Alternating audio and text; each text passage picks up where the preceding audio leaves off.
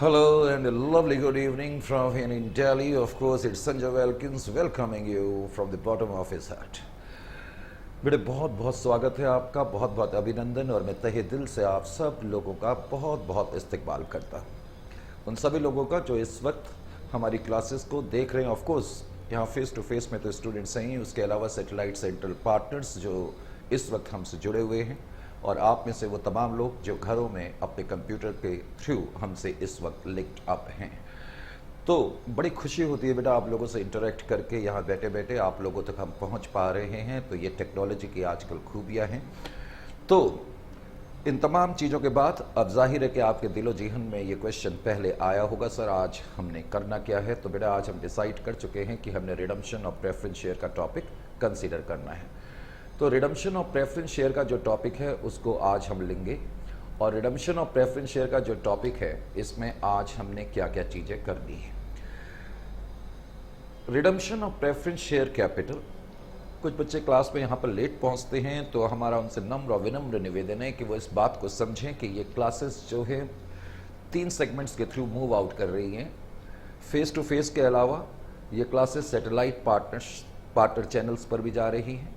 उसके अलावा ये कंप्यूटर लिंक्ड अप कनेक्टिविटी पर भी हैं। तो हमारा आप लोगों से ये आग्रह है कि नेक्स्ट टाइम से आप लोग वक्त पर पहुँचें, करेक्ट। और जितने भी सैटेलाइट पार्टनर चैनल्स हैं, वहाँ के जितने भी कोऑर्डिनेटर्स हैं, उन लोगों को भी हमारी तरफ से ये एडवाइस है कि आप एक पर्टिकुलर प्रोटोकॉल बना लें कि इस पर्टिकुलर टाइम पर सब तमाम स्टूडेंट्स को क्लास में पहुंच जाना है। बेटा ये 2-3 चीज़ें हमें कहनी पड़ती है, ठीक है। अब हम क्लास का आगाज़ करते हैं। जैसा कि मैंने कहा रिडम्पशन ऑफ प्रेफरेंस शेयर का टॉपिक है, इस टॉपिक को हम आज स्टार्ट करेंगे। जाहिर है कि टॉपिक सिंपल टॉपिक है। Redemption of preference share capital का मुझे मीनिंग बताने की ज़रूरत नहीं है। सब लोगों को मालूम है कि जब कोई कंपनी प्रेफरेंस शेयर इश्यू करती है तो प्रेफरेंस शेयर कैपिटल को वापस भी करना होता है। प्रेफरेंस शेयर होल्डर का पैसा वापस करना लाजमी है।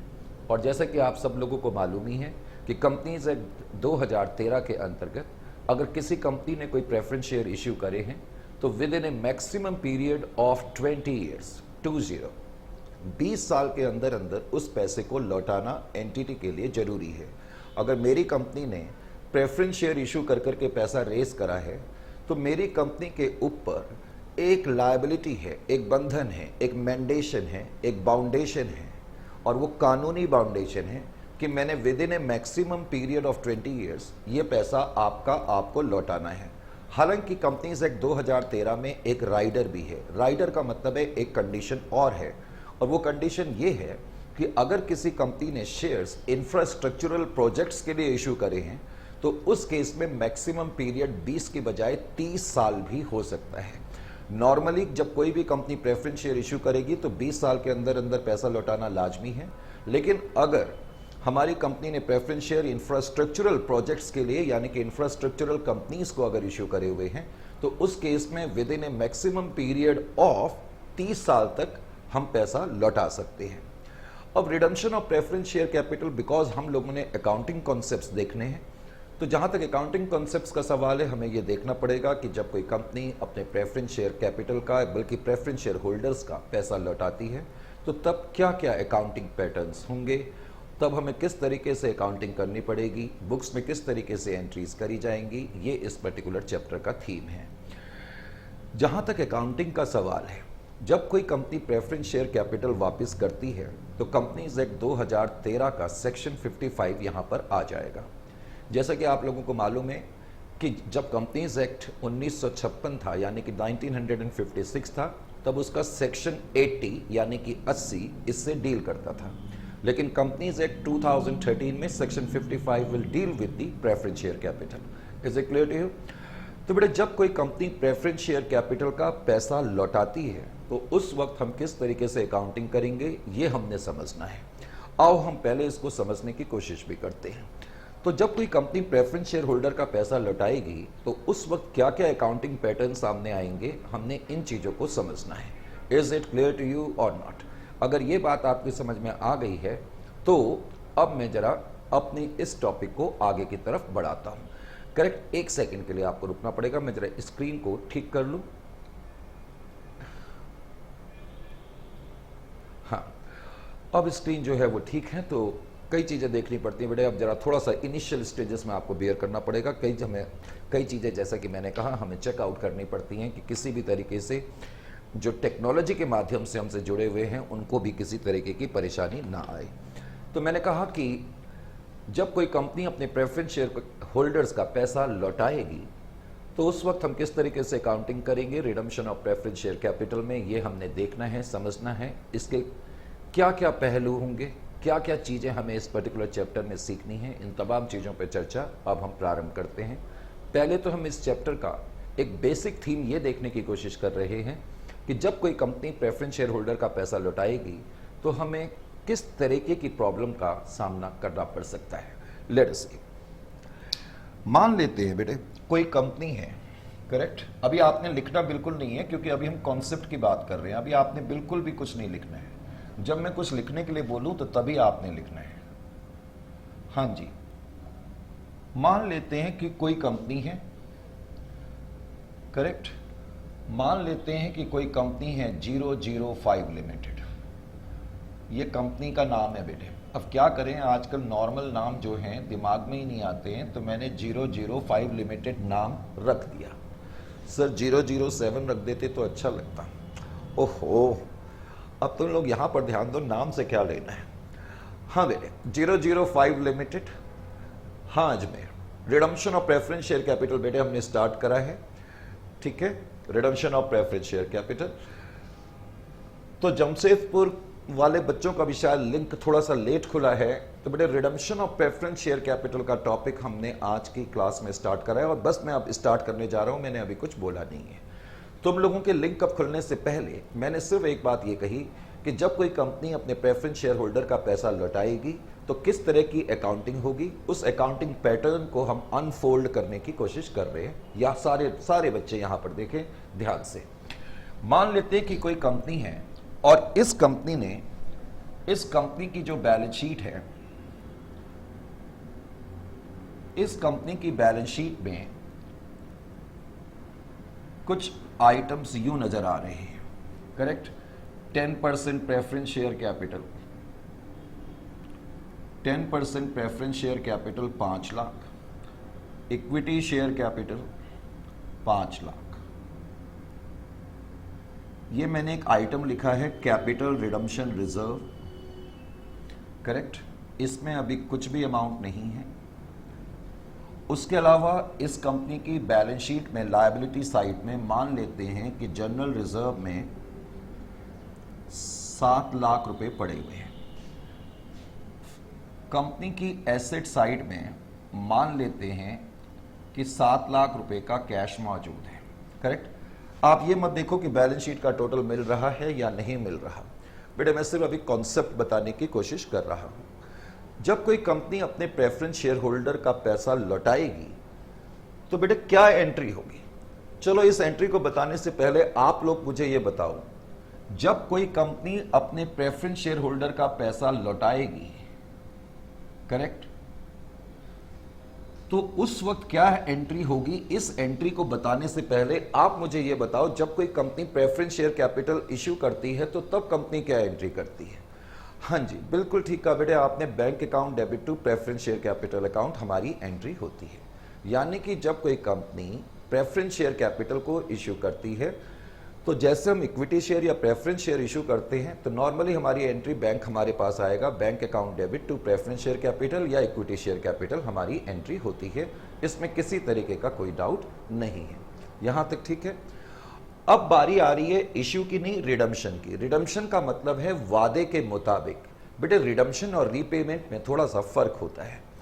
रिडम्पशन का मतलब है कि आपका पहले से ही वादा है कि आपने ये पैसा वापस करना है। कुछ लम्हा पहले मैंने आपसे कहा कोई भी कंपनी जब प्रेफरेंस शेयर इशू करती है तो with in A maximum period of 20 years वो पैसा लौटाना जरूरी होता है। एट द सेम टाइम मैंने ये भी ऐड करा कि कंपनीज एक्ट 2013 में एक चीज़ ये भी लिखी हुई है कि अगर कंपनी ने प्रेफरेंस शेयर इंफ्रास्ट्रक्चरल प्रोजेक्ट्स के लिए इशू करे हैं तो उस केस में मैक्सिमम पीरियड 30 साल का भी हो सकता है। खैर पॉइंट ये है कि जब कोई कंपनी प्रेफरेंस शेयर इश्यू करती है तो पैसा लौटाना लाजमी है। यानी कि यहां कंपनी का कमिटमेंट है कि हम इस पैसे को लौटाएंगे। अब कंपनी जब पैसा लौटाएगी तो जो एंट्री तुमने इश्यू के टाइम पर करी थी उसको तुम रिवर्स कर दोगे, यानी कि आपकी एंट्री क्या हो जाएगी, 10% preference share capital account debit to bank account. बेटे ये एंट्री होगी या नहीं होगी? सर बिल्कुल होगी। जब आपने प्रेफरेंस शेयर होल्डर का पैसा वापस करा, 5 लाख रुपए, 5 लाख की प्रेफरेंस शेयर कैपिटल थी, अब इस पैसे को आपने लौटा दिया। आपने देखा जब कोई कंपनी प्रेफरेंस शेयर कैपिटल का पैसा लौटाती है तो क्या आप मुझे बता सकते हैं कौन कौन से दो इफेक्ट इसके पड़ेंगे? हाँ जी बेटे फटाफट बताएं, कौन कौन से दो इफेक्ट इसके पड़ रहे? बेटे एंट्री में 2 चीजें लिखी है मैंने, preference share capital account debit to bank account. Jammu centre ने आंसर दिया सर एक तो हमारा कैश कम हो रहा है, बिल्कुल ठीक। बेटा आपने देखा कि एक तो आपका कैश डिक्रीज हो रहा है क्योंकि आपने पेमेंट करी है, और दूसरा इफेक्ट क्या पड़ रहा है सर, प्रेफरेंस शेयर कैपिटल भी डिक्रीज हो रही है या खत्म हो रही है? एक ही बात है, क्योंकि किसी लायबिलिटी साइड का कोई आइटम डेबिट होता है तो इसका मतलब वो चीज कम है, और किसी एसेट साइड का कोई आइटम क्रेडिट होता है तो इसका मतलब एसेट कम हो रहा है। आपने देखा कि जब मैंने प्रेफरेंस शेयर कैपिटल का पैसा लौटाया तो उसके 2 इफेक्ट क्या क्या पड़े। एक तो बेटे हमारी प्रेफरेंस शेयर कैपिटल कम हो गई, और दूसरा नो डाउट कि हमारा कैश भी कम हो गया। प्रॉब्लम इससे नहीं है, कैश के कम होने से कोई प्रॉब्लम नहीं है। आपने जब पैसा लिया है तो पैसा तो आप लौटाओगे ही, इसमें कोई डाउट थोड़ी है, पैसा तो आपको लौटाना ही पड़ेगा, इस चीज से कोई प्रॉब्लम नहीं आई। लेकिन लायबिलिटी साइड से, क्योंकि अब मैंने प्रेफरेंस शेयर कैपिटल को डेबिट कर दिया, अब जरा ध्यान से देखें, जब मैंने ये एंट्री करी तो इस एंट्री का इफेक्ट क्या पड़ा, ध्यान से देखें। एक तो आपका कैश या बैंक 5 लाख रुपए से कम हो गया, इसमें 2 लाख, कैश या बैंक एक ही मान लो, तो ये 2 लाख रुपए से कम हो गया, 5 लाख से कम हो गया, अब इसमें बैलेंस 2 लाख का है। और प्रेफरेंस शेयर कैपिटल डेबिट हो गई तो इसका मतलब बैलेंस शीट से प्रेफरेंस शेयर कैपिटल खत्म हो गई, your preference share capital has become 0 now. यहां तक बात समझ में आई? मैंने एक चीज कही कि जब कोई कंपनी प्रेफरेंस शेयर होल्डर का पैसा लौटाती है तो उसके 2 इफेक्ट पड़ते हैं। एक तो बेटे हमारा कैश का बैलेंस कम हो जाता है, नंबर 1। प्रॉब्लम लेकिन उससे नहीं है, प्रॉब्लम एसेट साइड से नहीं है, प्रॉब्लम है लायबिलिटी साइड से। सर लायबिलिटी साइड से क्या प्रॉब्लम हो गई? हाँ बेटे गुड़गांव में बता रहा हूं, लायबिलिटी साइड से क्या प्रॉब्लम हो गई। आपने देखा जब मैंने प्रेफरेंस शेयर कैपिटल डेबिट करी तो लायबिलिटी साइड की थोड़ी सी शक्ल चेंज हो गई। अब प्रेफरेंस शेयर कैपिटल जो है वो खत्म हो गई, यानी कि 0 हो गई। सर उससे क्या प्रॉब्लम आ गई? बेटे उससे प्रॉब्लम क्या आ गई, इस बात को समझना है। जब हम बैलेंस शीट की बात करते हैं तो बैलेंस शीट में लायबिलिटी साइड में एक इंपॉर्टेंट कॉन्सेप्ट होता है जो अधिकतर हम लोग कम पढ़ते हैं, उसका थोड़ा आपने ध्यान रखना है, ठीक है बेटे। लायबिलिटी साइड में हम एक टर्म यूज करेंगे जिसको हम बोलते हैं कैपिटल बेस। अभी आपने कुछ भी नहीं लिखना है, जब मैं बोलूंगा कोई चीज लिखने के लिए तब आप लिखेंगे। अभी आप ध्यान से सुने पहले, अभी तो हमने कोई स्टार्ट ही नहीं करा, हमने थ्योरी भी करनी है, प्रैक्टिकल भी करने हैं, बहुत सारे क्वेश्चन है, करीब 30-35 क्वेश्चन हमने रखे हुए हैं, करेक्ट। हमने 9-10 क्वेश्चन नहीं कराने हैं, 30-35 क्वेश्चन के करीब रखे हुए हैं। तो ध्यान से पहले आराम से सुने। मैंने कहा लायबिलिटी साइड से जब प्रेफरेंस शेयर कैपिटल हट गई, वाइप आउट हो गई, खत्म हो गई, तो इससे एक बड़ी परेशानी हो गई। सर ऐसे क्या परेशानी हो गई? हाँ बेटे परेशानी क्या हो गई, इस परेशानी को पहले तो हमें समझना है। मैंने आपको यह कहा कि लायबिलिटी साइड में हम एक टर्म यूज करते हैं कैपिटल बेस। क्या टर्म यूज करते हैं? Capital base.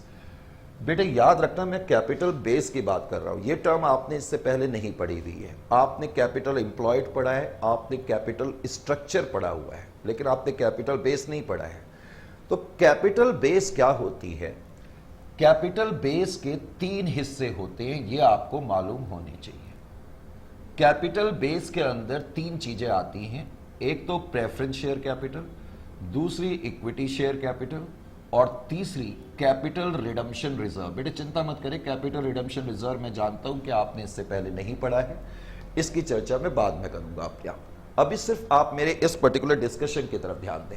मैंने कहा कैपिटल बेस के 3 कंपोनेंट होते हैं, लेकिन एक बात मैं क्लियर कर दूं कि यहां पर मैं कैपिटल स्ट्रक्चर की बात नहीं कर रहा, कैपिटल एम्प्लॉयड की बात नहीं कर रहा, डेट्स एंटायरली डिफरेंट कॉन्सेप्ट। मैं बात कर रहा हूं कैपिटल बेस की। किसी भी कंपनी के कॉन्टेक्स्ट में हम एक वर्ड यूज करते हैं कैपिटल बेस, और कैपिटल बेस के ये 3 हिस्से होते हैं।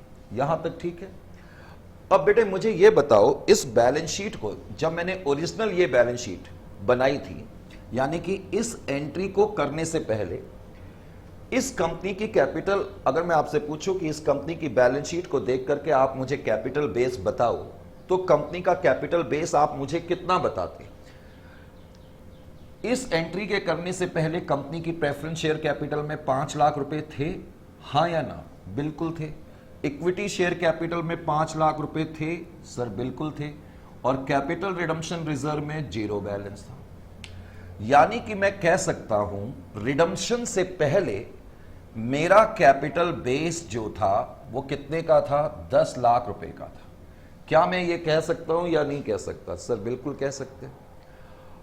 अब जरा ध्यान दें, अभी अभी मैंने कहा जब कोई कंपनी अपने प्रेफरेंस शेयर होल्डर का पैसा लौटाती है तो उसके 2 इफेक्ट पड़ते हैं। एक तो हमारा कैश बैलेंस कम हो जाता है, नो डाउट कि एसेट साइड कम हो रही है, लेकिन मुझे उससे उतना फर्क नहीं है, उससे मुझे कोई प्रॉब्लम नहीं है। मैंने किसी से कोई लोन लिया है, पैसा लिया है, सामान खरीदा है, तो पेमेंट तो मुझे करनी है।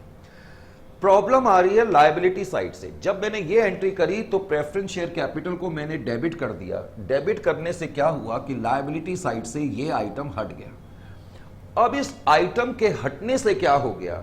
अब मेरा क्वेश्चन आपसे है, इस आइटम के हटने से मेरे कैपिटल बेस में तब्दीली आ गई। अब बेटे मेरा कैपिटल बेस कितने का है आफ्टर रिडम्पशन? बताओ जरा। आफ्टर रिडम्पशन जो मैं पूछ रहा हूं आपने उतना ही आंसर देना है, उसके अलावा कुछ नहीं देना। आफ्टर रिडम्पशन जल्दी से बताओ कि आफ्टर रिडम्पशन मेरा कैपिटल बेस कितने का है? सर प्रेफरेंस शेयर कैपिटल तो अब 0 हो गई, इक्विटी शेयर कैपिटल में 5 लाख है और कैपिटल रिडम्पशन में 0 है। सर अब हमारा कैपिटल बेस 5 लाख का है। ये प्रॉब्लम है। This is the main problem. This is the crux of this particular chapter. This is the theme. This is the core area, जिसको मैं कहूंगा most significant area. ये सारा चैप्टर इसी चीज पे टिका हुआ है। यानी कि redemption of preference share capital में हम देखेंगे कि जब कोई कंपनी अपने प्रेफरेंस शेयर होल्डर का पैसा लौटाएगी तो उसके 2 इफेक्ट पड़ते हैं। एक तो एसेट साइड से कैश कम हो जाता है और लायबिलिटी साइड से हमारी प्रेफरेंस शेयर कैपिटल हट जाती है। और यही हमारी प्रॉब्लम का मेन विषय है। लायबिलिटी साइड से प्रेफरेंस शेयर कैपिटल के हटने से बेटे क्या होगा? हाँ जी, हाँ पठानकोट, लायबिलिटी साइड से प्रेफरेंस शेयर कैपिटल इसलिए हट गई क्योंकि मैंने ये एंट्री में इसको डेबिट करा था। तो लायबिलिटी साइड से प्रेफरेंस शेयर कैपिटल के हटने से कंपनी का जो कैपिटल बेस पहले 10 लाख का था वो अब 5 लाख तक रह गया। ये सबसे बड़ी प्रॉब्लम है। सर इसमें क्या प्रॉब्लम है? यही तो मैं आपको बताना चाहता हूं कि no company can afford any changes in its capital base. बेटे कोई भी कंपनी अपने कैपिटल बेस में किसी भी तरीके के बदलाव अफोर्ड नहीं कर सकती है। शायद आप अभी इस बात से ना वाकिफ हैं, यानी कि आपको ये बात मालूम नहीं है, तो अब मैं आपको ये बता रहा हूं कि जब भी किसी कंपनी का कैपिटल बेस कम होता है तो that can bring about horrendous consequences for the company. ये किसी भी कंपनी के लिए बहुत खतरनाक साबित हो सकता है, कंपनी के लिए भयानक परिणाम लेकर के आ सकता है, कंपनी का सरवाइव करना भी मुश्किल हो जाता है। सर ऐसा भी हो सकता है? बिल्कुल हो सकता है, करेक्ट। अब जब किसी कंपनी का कैपिटल बेस कम हो जाता है तो कैपिटल मार्केट में लोग बड़ी शक भरी निगाहों से कंपनी के अफेयर्स को देखना शुरू कर देते हैं, और यह बड़ी नेचुरल सी ह्यूमन टेंडेंसी है।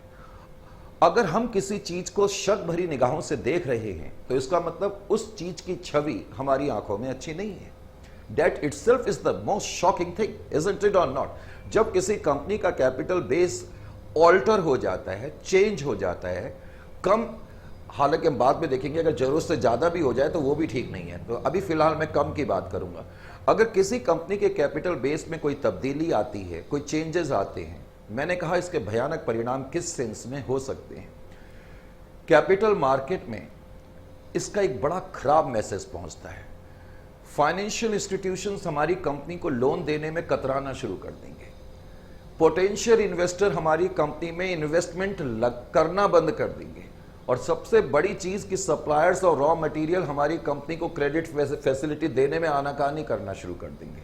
और याद रखें, अगर कैपिटल मार्केट में ये 3 सेगमेंट जो मैंने बोले, अगर फाइनेंशियल इंस्टीट्यूशन किसी कंपनी से खफा हो जाए, नाराज हो जाए, या किसी कंपनी को लोन देना बंद कर दे, इसी तरह पोटेंशियल इन्वेस्टर किसी कंपनी में पैसा लगाना छोड़ दे, और सप्लायर्स और रॉ मटेरियल किसी कंपनी को क्रेडिट फैसिलिटी देना बंद कर दें, तो बेटे समझ लो कि ये पहले साइंस हैं, पहले सिम्टम्स हैं कि ये कंपनी धीरे धीरे धीरे, कहना तो नहीं चाहिए कि अपने डेथ की तरफ बढ़ रही है।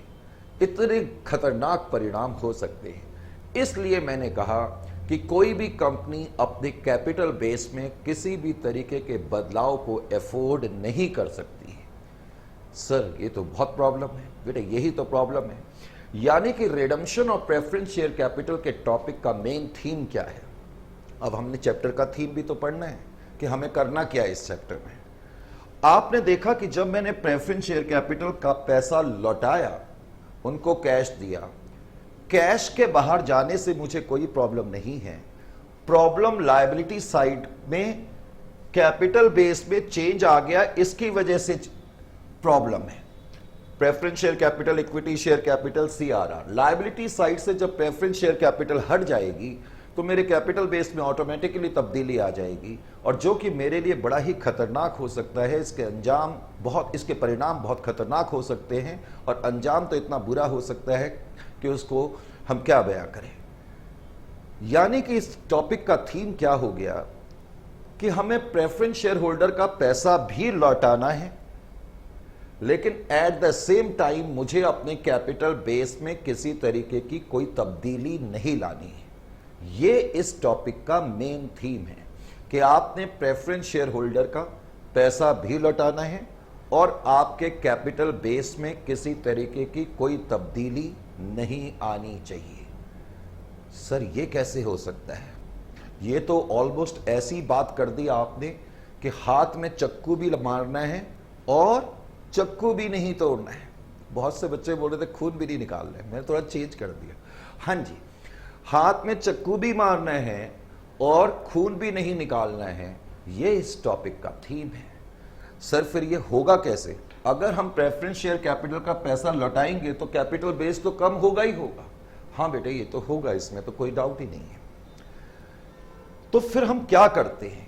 जब मैं ये एंट्री करता हूं तो इस एंट्री को करने के बाद मुझे एक एंट्री और करनी होती है, और इस एंट्री को करने का सबब या रीजन क्या है?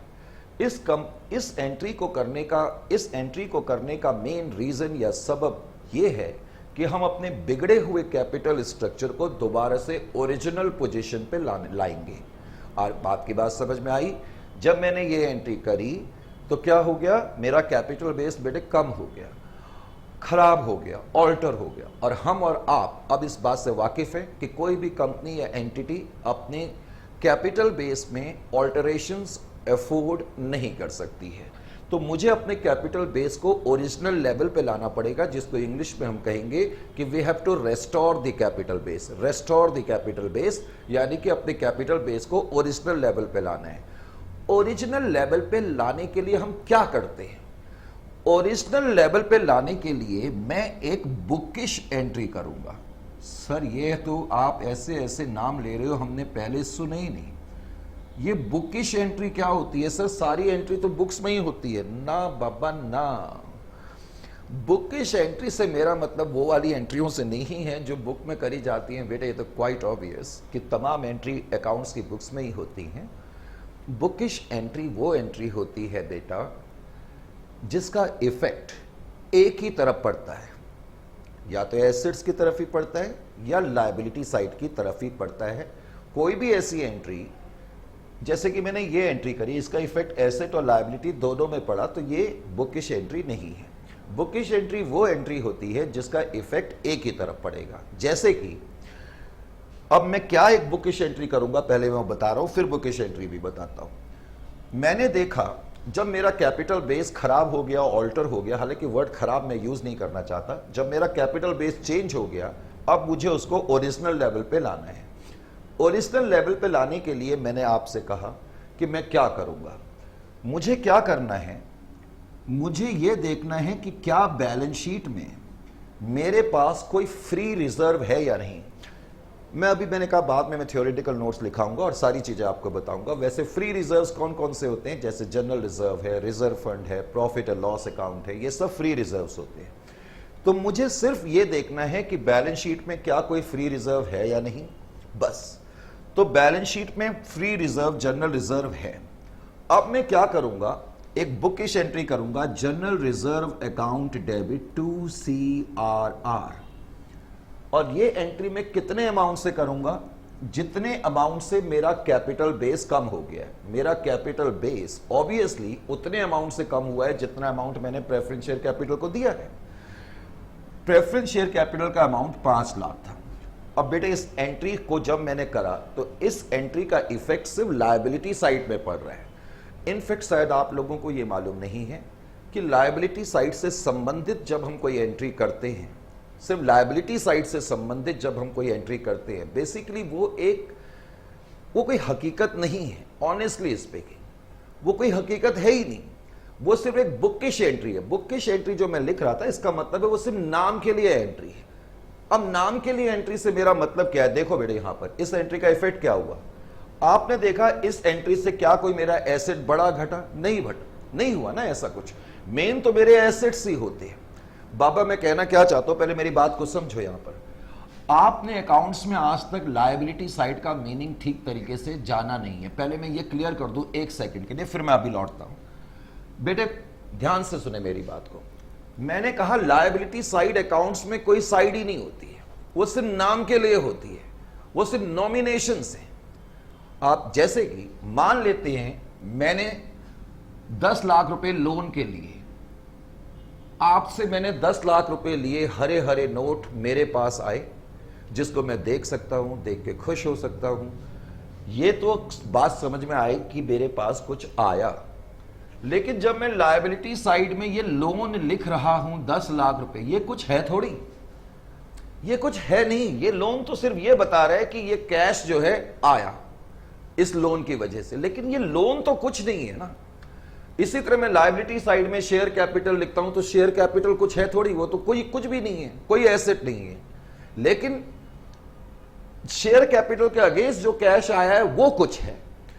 यानी कि लायबिलिटी साइड बेसिकली कुछ होती नहीं है। फिर भी अकाउंट्स में लायबिलिटी साइड की इतनी महत्वता क्यों है, इतना इंपॉर्टेंस क्यों है, इतना सिग्निफिकेंस क्यों है?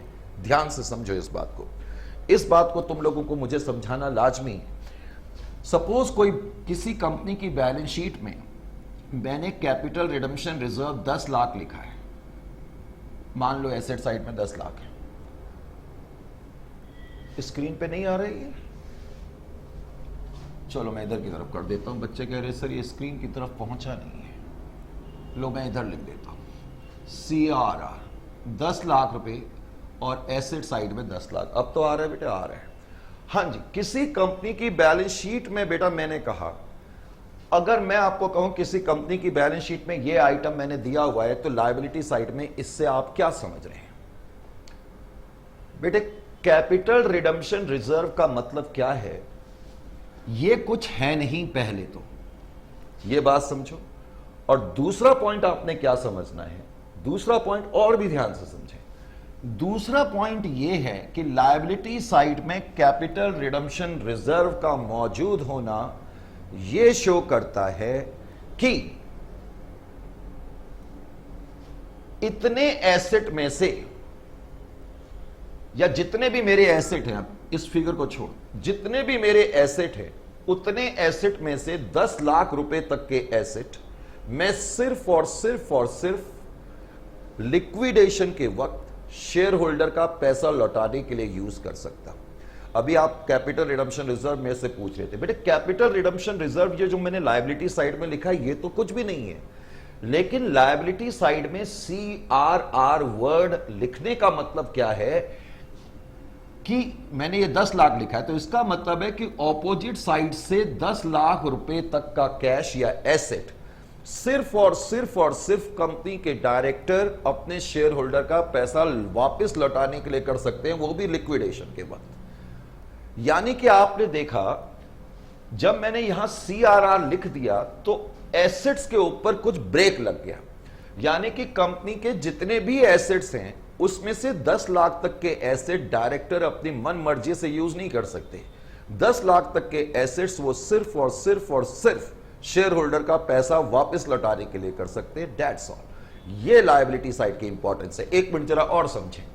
सपोज मैं एक एंट्री लिखूं, जनरल रिजर्व अकाउंट डेबिट, चलो मैं लिख दूं CRR account debit 5 lakh to general reserve. अब इस एंट्री के करने से क्या हो गया, जरा ध्यान से देखें। अभी ये बैलेंस शीट की पोजीशन थी, अब मैंने ये एंट्री कर दी CRR account debit to general reserve account. इस एंट्री के करने से क्या हुआ, ये मैं एंट्री यहां लिख दूं, CRR account debit to general reserve. जब मैंने ये एंट्री करी तो इस एंट्री के करने से क्या हुआ, जरा ध्यान से देखें।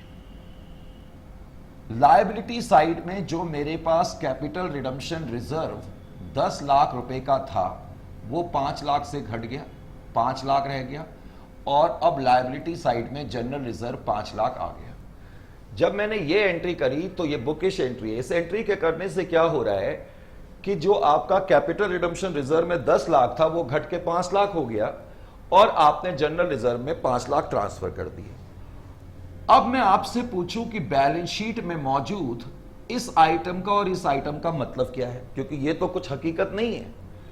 अब ध्यान से सुने, बैलेंस शीट में CRR के मौजूद होने का मतलब है कि मैं ऑपोजिट साइड से 5 लाख रुपए तक का कैश केवल और केवल लिक्विडेशन के वक्त प्रेफरेंस शेयर होल्डर को लौटाने में ही यूज कर सकता हूं। नंबर 1, जनरल रिजर्व में 5 लाख मौजूद होने का क्या मतलब हो गया कि मैं ऑपोजिट साइड से 5 लाख रुपए के एसेट्स कहीं पर भी, कैसे भी, किधर भी यूज कर सकता हूं। लायबिलिटी साइड का आपका मतलब समझ में आया। लायबिलिटी साइड वाली बात ये हम कई बार गौर नहीं करते हैं। तो लायबिलिटी साइड बेसिकली क्या है बेटे? लायबिलिटी साइड एसेट साइड के यूजेस का निर्धारण करती है। Liability side decides the utilisation of the asset, that is the most prominent and significant thing which you should not let it skip out of your memory. Liability side का मतलब समझ में आ गया बेटे? क्लियर? अब जरा ध्यान से दे। तो लायबिलिटी साइड कुछ होती नहीं है, लेकिन लायबिलिटी साइड हमारे एसेट्स के यूजेस को निर्धारित करती है, इसलिए लायबिलिटी साइड की इंपॉर्टेंस बढ़ जाती है। You are getting my point और नॉट? तो ध्यान से मेरी बात को और सुने। अब क्या हुआ, जब मैं ये बता रहा था कि मैंने ये एंट्री करी तो दो चीजें हो गई। एक तो एसेट कम हो गए, लेकिन उससे कोई प्रॉब्लम नहीं है। प्रेफरेंस शेयर कैपिटल डेबिट हुई, जिससे मेरा कैपिटल बेस खराब हो गया, ऑल्टर हो गया। अब मेन मुद्दा यह है कि मुझे अपने कैपिटल बेस को ओरिजिनल लेवल पे लाना है। तो बेटे कैपिटल बेस को ओरिजिनल लेवल पे लाने के लिए इस एंट्री को करने के बाद मुझे ये एंट्री करनी पड़ेगी। अब ये एंट्री मैं आपको बता रहा था, मैं क्या करूंगा, मैं अब देखूंगा अपनी बैलेंस शीट में कि क्या कोई रेवेन्यू नेचर का रिजर्व या फ्री रिजर्व है या नहीं। जैसे जनरल रिजर्व फ्री रिजर्व है या रेवेन्यू नेचर का रिजर्व है, तो मैं एक बुकिश एंट्री पास करूंगा, general reserve account debit to capital redemption reserve account. बेटे इस एंट्री के करने से क्या हुआ, अब जरा ध्यान से देखें। इस एंट्री के करने से यह हो गया, लायबिलिटी साइड में पहले कैपिटल रिडम्पशन रिजर्व में कुछ भी पैसा नहीं था, लेकिन इस एंट्री के करने से CRR 5 लाख से क्रेडिट हो गया। तो ये मैंने रेड पेन से लिखा, इसमें 5 लाख रुपए आ गए और जनरल रिजर्व 5 लाख से कम हो गया, ये 2 लाख रह गया।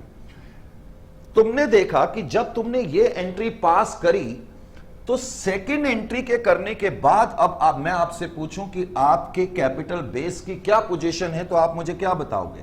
सर प्रेफरेंस शेयर कैपिटल में तो 0 पैसा है, इक्विटी शेयर कैपिटल में 5 लाख है और CRR में 5 लाख रुपए आ गए। इसका मतलब यह हो गया कि अब मेरी प्रेफरेंस शेयर कैपिटल भी और अब मेरा कैपिटल बेस दोबारा से 10 लाख पर आ गया। Are you getting my point और नॉट? मैंने कहा इस चैप्टर का थीम क्या है कि हमें प्रेफरेंस शेयर होल्डर का पैसा भी लौटाना है, नंबर 1। नंबर 2, जब हम उनका पैसा एक्चुअल पेमेंट, यानी ये पहली एंट्री का मतलब है एक्चुअल पेमेंट, जब हम उनका पैसा वापस लौटाएंगे, एक्चुअली में पे करेंगे, तो उससे दो चीजें हो जाती हैं। एक तो कैश कम हो जाता है, प्रॉब्लम उससे नहीं है, लेकिन लायबिलिटी साइड से प्रेफरेंस शेयर कैपिटल खत्म हो जाती है। अब लायबिलिटी साइड से प्रेफरेंस शेयर कैपिटल के खत्म होने से हमारे कैपिटल बेस में बदलाव आ जाता है। अब कैपिटल बेस में बदलाव तो आ जाता है, लेकिन वो किसी भी कंपनी के लिए बहुत डेंजरस थिंग है। इसलिए कंपनी क्या करती है, जल्दी से अपने कैपिटल बेस को दोबारा से ओरिजिनल लेवल पे लाने की कोशिश करती है। अपने कैपिटल बेस को ओरिजिनल लेवल पे लाने के लिए हम क्या करते हैं, हम अपने फ्री, जिसको कि मैं रेवेन्यू नेचर के रिजर्व भी बोलता हूं, तो हम अपने रेवेन्यू नेचर के रिजर्व्स का इस्तेमाल करेंगे और हम एक बुकिश एंट्री पास कर देंगे। जितना भी अमाउंट हमने प्रेफरेंस शेयर होल्डर का लौटाया है, उतने के बराबर हम ये एंट्री करेंगे। हम रिजर्व, जिस रिजर्व से हम ट्रांसफर कर रहे हैं, general reserve account debit to CRR, तो उतना ही अमाउंट हम CRR यानी कि कैपिटल रिडम्पशन रिजर्व नाम के अकाउंट में पोस्ट कर देंगे। So simple, this is the theme of this particular chapter. पहले मैं ये समझने की कोशिश करूं कि ये जो थीम है आपकी समझ में आया या नहीं आया। पहले जरा इस चीज को, अभी आपने लिखना नहीं है बेटे, अभी आपने बिल्कुल नहीं लिखना। मैं जरा थोड़ा सा देखना चाहता हूं कि आपकी समझ में ये आया है या नहीं आया। तो इस पॉइंट को समझने के लिए आप जरा यहां मुझे बताओ, फिर मैं आगे बढ़ूंगा। करेक्ट। मान लेते हैं कोई कंपनी है और उसकी बैलेंस शीट में प्रेफरेंस शेयर कैपिटल, मान लेते हैं 5% प्रेफरेंस शेयर कैपिटल है 5 लाख की। चलो, कोई कंपनी है, उसकी कंपनी की बैलेंस शीट में प्रेफरेंस शेयर कैपिटल 5 लाख की है। इक्विटी शेयर कैपिटल मान लेते हैं 4 लाख की है। कैपिटल रिडम्पशन रिजर्व में कोई बैलेंस नहीं है। कंपनी के पास प्रॉफिट एंड लॉस अकाउंट है 3 लाख का, और जनरल रिजर्व अकाउंट है 1 लाख का। ये लायबिलिटी साइड की पोजीशन बताई मैंने। करेक्ट। एसेट साइड की चिंता मत करो, हम मान लेते हैं एसेट साइड में हमारे पास कैश इनफ है। करेक्ट। बच्चे कह रहे हैं सर लिख दो। चलो, कैश में मैंने एक इमेजिनरी अमाउंट लिख दिया 9 लाख। तुम ये टोटल वोटल के पीछे मत पड़ना, ठीक है। 9 लाख मैंने लिख दिया। अब मान लेते हैं इस दिन कंपनी ने प्रेफरेंस शेयर कैपिटल वापस लौटाई। अब बेटे मुझे फटाफट बताओ पहली एंट्री क्या करेंगे। सर पहली एंट्री, हाँ जी, जम्मू पठानकोट, फटाफट बोलते रहे। जम्मू है, पठानकोट, श्रीनगर वाले देखे कौन फास्ट करते। हाँ जी, चंडीगढ़, गुड़गांव, जमशेदपुर, रांची, त्रिवंतापुरम, जितने भी नाम स्क्रीन पे मेरे आ रहे हैं मैं उन नाम को पढ़ पा रहा हूं। शिखर, हिसार। फटाफट बताएं। हापुड़ ने सबसे पहले आंसर दिया।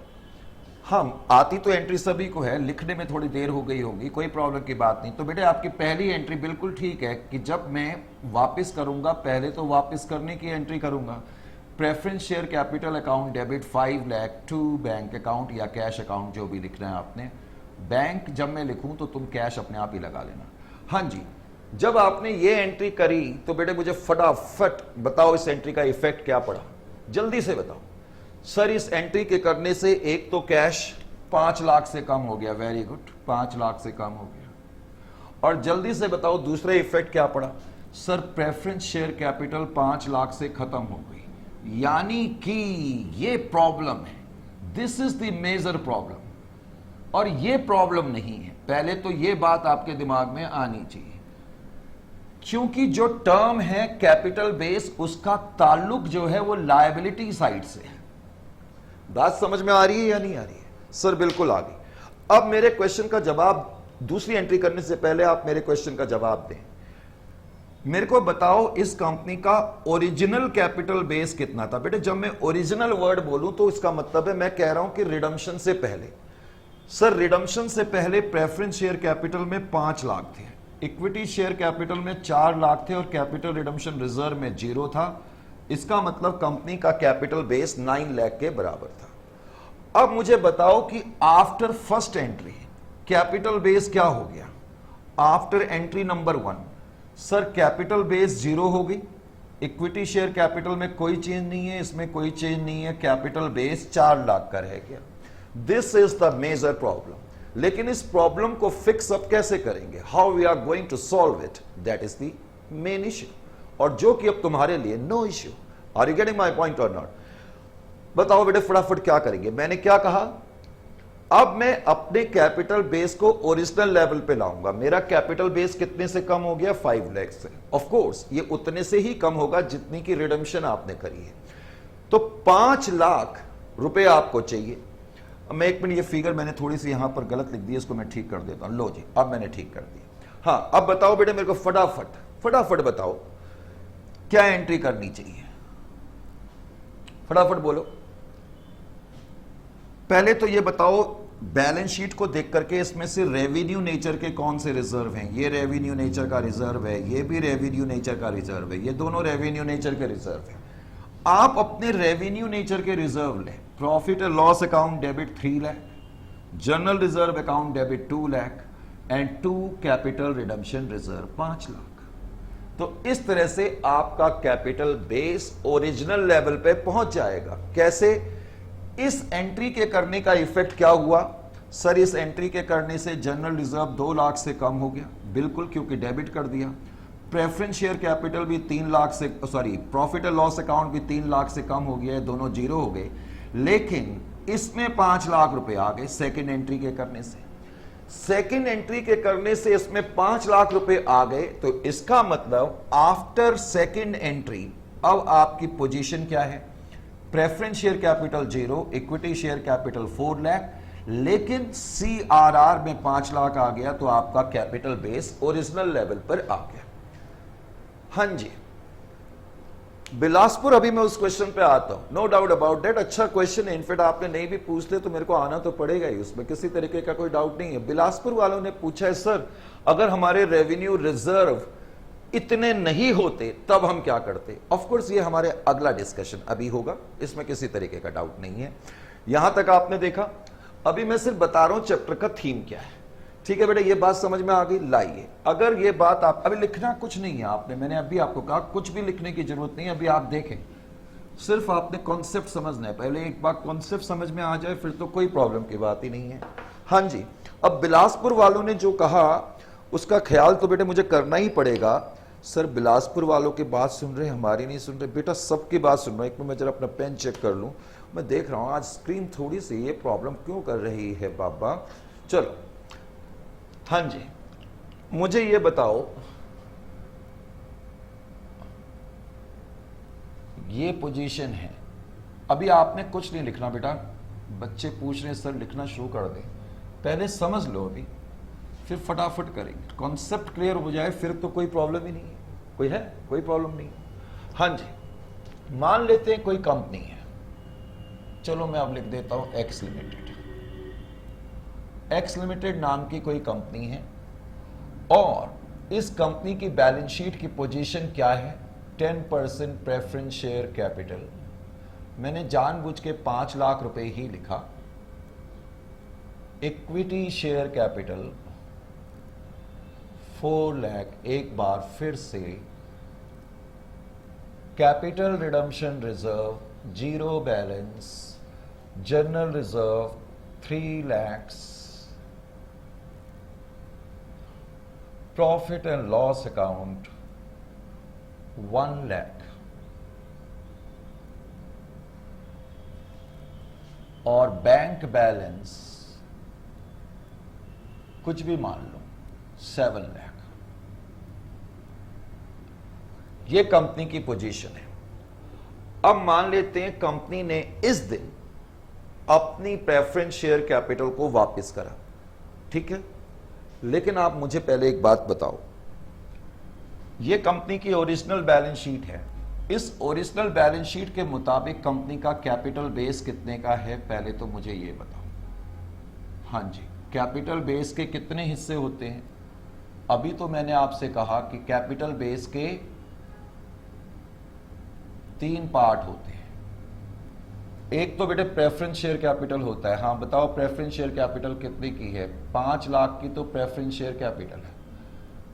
प्रेफरेंस शेयर कैपिटल है 5 लाख की। इक्विटी शेयर कैपिटल, लो जी, इक्विटी शेयर कैपिटल कितने की है? 4 लाख की है। और कैपिटल रिडम्पशन रिजर्व बेटे कितने का है? 1 लाख का। ये कैपिटल बेस है, यानी कि कंपनी का ओरिजिनल कैपिटल बेस 10 लाख रुपए का है। इसमें कोई कमी आफ्टर रिडम्पशन नहीं आनी चाहिए। इनके कंपोनेंट में चेंज आ सकते हैं, कोई प्रॉब्लम नहीं है। टोटल 10 लाख का रहना चाहिए। अब मुझे ये बताओ, मैं आपसे कहूं कि इस क्वेश्चन को सॉल्व करो। कंपनी ने 5 लाख रुपए की प्रेफरेंस शेयर कैपिटल वापस करी। फटाफट सारे बच्चे मुझे बताएं कि बेटे पहली एंट्री मेरी क्या होगी? एंट्री नंबर 1 क्या होनी चाहिए? जो एंट्री नंबर 1 होगी, अभी आपने लिखना नहीं है, मैं बार बार आपसे कह रहा हूं। हाँ जी, 10% प्रेफरेंस शेयर कैपिटल है, उसको आप वापस करेंगे।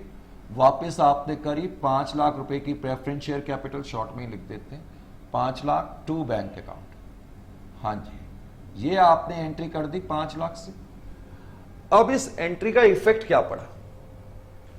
इस एंट्री का इफेक्ट ये पड़ गया, देखो यहां पर, अब मैं जरा अच्छी तरह समझा रहा हूं ताकि आपको कोई प्रॉब्लम ना आए। न्यू बैलेंस शीट, हालांकि ऐसा कोई वर्ड नहीं है, मैं सिर्फ समझाने के लिए लिख रहा हूं। हम बाद में देखेंगे, हम बैलेंस शीट इस तरीके से नहीं बनाएंगे, ये तो अभी मैं सिर्फ समझाने के लिए लिख रहा हूं। कंपनीज एक्ट 2013 में तो अब बैलेंस शीट दूसरे तरीके से बनेगी, अभी हमने सिर्फ समझाना है। यहां ध्यान दें, इस एंट्री के करने से बेटे मुझे ये बताओ कि अब बैंक का जो बैलेंस 7 लाख रुपए का था वो 5 लाख से कम हो गया, तो इसका मतलब उसमें 2 लाख रुपए बच गए। यहां तक ठीक। और लायबिलिटी साइड में आपकी जो 10% प्रेफरेंस शेयर कैपिटल 5 लाख की थी, इस एंट्री के करने से वो तो 0 हो गई। आपकी बात समझ में आई? इसका मतलब ये हट गया और ये 5 लाख से कम हो गया, ये जो मैं पॉइंट बता रहा था। इसका मतलब एंट्री नंबर 1 करने के बाद, ये एंट्री नंबर 1 करने के बाद मेरा कैपिटल बेस क्या नजर आ रहा है? प्रेफरेंस शेयर कैपिटल, बोलो ना बेटे फटाफट, 0। Equity share capital sir 4 lakh, capital redemption reserve sir 1 lakh. इसका मतलब अब आपका जो कैपिटल बेस है 10 लाख से घट करके 5 लाख का रह गया। क्यों रह गया? क्योंकि आपने 5 लाख रुपए की प्रेफरेंस शेयर कैपिटल को एक्चुअल पेमेंट कर दी, या हम अकाउंटिंग लैंग्वेज में कहेंगे कि हमने प्रेफरेंस शेयर होल्डर का, अकाउंटिंग लैंग्वेज में कहेंगे redemption of preference share capital has taken place. अब मुझे क्या करना है सर? ओरिजिनल कैपिटल स्ट्रक्चर पर आना है, राइट। ओरिजिनल कैपिटल स्ट्रक्चर पे आने के लिए हम क्या करते हैं? हम क्या कर रहे हैं बताओ? मैंने पहले 2 क्वेश्चन में क्या करा? हमने पहले 2 क्वेश्चन में ये देखने की कोशिश करी, पहले तो मुझे बताओ सेकेंड एंट्री का मतलब क्या है? सेकेंड एंट्री का मतलब है रेस्टोरेशन ऑफ, मैं लिख दूं एक बार, restoration of capital base. Second entry का मतलब है कि आप अपने कैपिटल बेस को रेस्टोर कर रहे हैं, ओरिजिनल लेवल पे ला रहे हैं। रेस्टोरेशन का मतलब है बेटे ओरिजिनल लेवल पे लाना। ये स्क्रीन यहां पर रिफ्लेक्ट नहीं कर रही है क्या इसको? एक सेकंड के लिए मैं जरा कैमरे की पोजीशन को थोड़ा ठीक करके आऊं।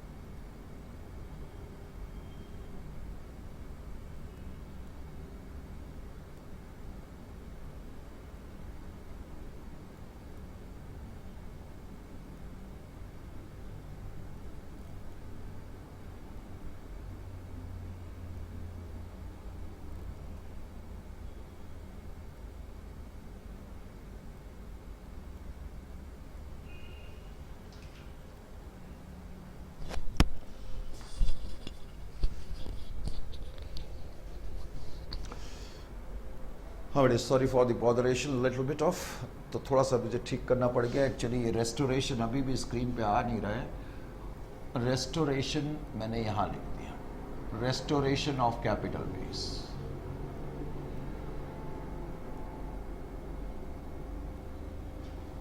बेटे रेस्टोरेशन का मतलब ओरिजिनल लेवल पे आना। अब ध्यान दें, सेकेंड एंट्री जब हम करते हैं, जो पहले दो छोटे छोटे एग्जाम्पल में भी मैंने करी, हमने एंट्री लिखी revenue reserve account debit to CRR account. Capital base को रेस्टोर करने के लिए हम बेसिकली डायरेक्टली या इनडायरेक्टली क्या कर रहे थे, हम ये देखने की कोशिश कर रहे थे कि प्रेफरेंस शेयर कैपिटल जितने की हम रिडीम करते हैं उतने से कैपिटल बेस कम होता है, इसमें तो कोई डाउट नहीं है।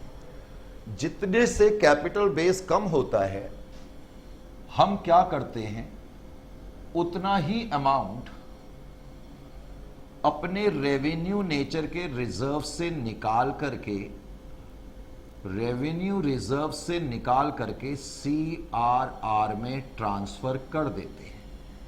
करेक्ट? अपने रेवेन्यू रिजर्व से अमाउंट निकाल करके सीआरआर में ट्रांसफर कर देते हैं। यही तो हम कर रहे थे। हम अभी तक हमने पहले दोनों एग्जाम्पल्स में बेसिकली यही बात करी, इजंट इट और नॉट? तो इसमें भी हम यही करते हैं। मैंने पहली एंट्री ये लिखी, अब दूसरी एंट्री मैं यही कर रहा हूं। अपने कैपिटल बेस को रेस्टोर करने के लिए पहले तो मैं ये देखूंगा कि मेरे रेवेन्यू नेचर के रिजर्व मेरी ओरिजिनल बैलेंस शीट में कौन कौन से हैं। जनरल रिजर्व है और प्रॉफिट एंड लॉस अकाउंट है, ठीक है। एक तो जनरल रिजर्व है 3 लाख का, और दूसरा प्रॉफिट एंड लॉस अकाउंट है 1 लाख का, टोटल 4 लाख का है। तो मैंने एक एंट्री करी, revenue reserve account debit, revenue reserve account debit to CRR account. Revenue reserve कौन से हैं? General reserve. चलो मैं अलग अलग ही लिख देता हूं। General reserve account debit 3 lakh, profit and loss account debit 1 lakh. अब बैलेंस शीट की पोजीशन क्या है इस एंट्री को करने के बाद, जरा यह भी चेक करें। आपने देखा कि profit and loss account 1 lakh से कम हो गया क्योंकि ये डेबिट हो गया। जनरल रिजर्व 3 लाख से कम हो गया। इसका मतलब न्यू बैलेंस शीट में जनरल रिजर्व तो आएगा 0, प्रॉफिट एंड लॉस अकाउंट आएगा 0, क्योंकि ये दोनों तो 0 हो गए, इसमें तो कोई डाउट ही नहीं है। करेक्ट? लेकिन जब मैंने ये एंट्री करी तो कैपिटल रिडम्पशन रिजर्व 4 लाख से बढ़ गया। कैपिटल रिडम्पशन रिजर्व में पहले 1 लाख रुपए थे, ये मैंने यहां 1 लाख रुपीस लिखा हुआ है। कैपिटल रिडम्पशन रिजर्व में पहले 1 लाख रुपए थे। अब इस एंट्री के करने से कैपिटल रिजर्व 5 लाख का हो गया। यानी कि जब मैंने ये एंट्री करी, तो इस एंट्री के बाद, एंट्री नंबर 2 के बाद मुझे बताओ मेरा कैपिटल बेस कितने का आ गया। Sir preference share capital 0, equity share capital 4 lakh, इसमें अब 5 लाख आ गए। सर ये तो 9 लाख ही आ रहा है। अब की बार तो हमारा कैपिटल बेस रेस्टोर हुआ ही नहीं, कैपिटल बेस तो 10 लाख का था। राइट, अब की बार मेरा कैपिटल बेस ओरिजिनल लेवल पे नहीं पहुंच पा रहा है। क्यों नहीं पहुंच पा रहा है? क्योंकि मेरे पास जो रेवेन्यू नेचर के रिजर्व हैं वो उतने नहीं हैं जितना अमाउंट प्रेफरेंस शेयर कैपिटल का हमने रिडीम करा है। तो कभी कभी ऐसा भी हो सकता है, बिलासपुर वाले भी बोल रहे थे, बाद में पालमपुर वालों ने भी बोला, और हल्द्वानी से किसी ने मैसेज करा और ठीक करा। इनफैक्ट उन्होंने वो वाले क्वेश्चन का आंसर दिया जो मैं पूछ रहा था। तो अब की बार हमारे रिजर्व सफिशिएंट नहीं है। तो कभी कभी हम देखेंगे, इनफैक्ट पहले जो 2 हमने केसेस देखे उसमें हमने देखा कि हमारे पास रिजर्व सफिशिएंट थे, इसलिए कोई प्रॉब्लम नहीं आ रही थी। लेकिन अब की बार मेरे पास रिजर्व सफिशिएंट नहीं है। तो बेटे जब रिजर्व सफिशिएंट नहीं होंगे तो मैं क्या करूंगा, मैं ये करूंगा, मैं एक फ्रेश इश्यू करूंगा, fresh issue of equity share करूंगा और ये उतने के बराबर करूंगा जितना अमाउंट मेरा कम पड़ रहा है। यानी कि पूरा नतीजा क्या निकला अभी तक जो हमने डिस्कशन करा, 1, जब भी कोई कंपनी अपने प्रेफरेंस शेयर कैपिटल वापस करेगी तो एक तो हमारा एसेट साइड से कैश कम हो जाता है, लायबिलिटी साइड से preference share capital wipe out हो जाती है, जिसकी वजह से मेरा कैपिटल बेस ऑल्टर हो जाता है, चेंज हो जाता है और कोई भी एंटिटी अपने कैपिटल बेस में किसी भी तरीके के बदलाव को अफोर्ड नहीं कर सकती है। इसलिए हम बिगड़े हुए या ऑल्टर हुए कैपिटल बेस को रेस्टोर करने की कोशिश करते हैं, यानी कि ओरिजिनल लेवल पे आने की कोशिश करते हैं। कैपिटल बेस को ओरिजिनल लेवल पे लाने के लिए हम अपने रेवेन्यू नेचर के रिजर्व्स का इस्तेमाल करते हैं, इसमें किसी तरीके का कोई संदेह नहीं।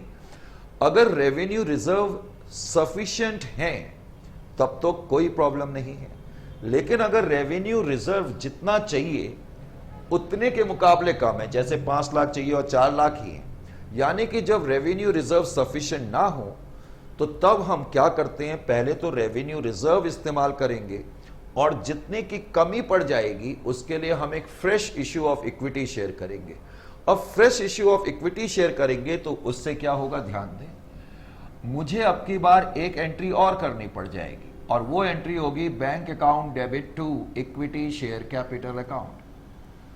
1 लाख रुपए का मुझे इक्विटी शेयर कैपिटल इश्यू करना पड़ गया।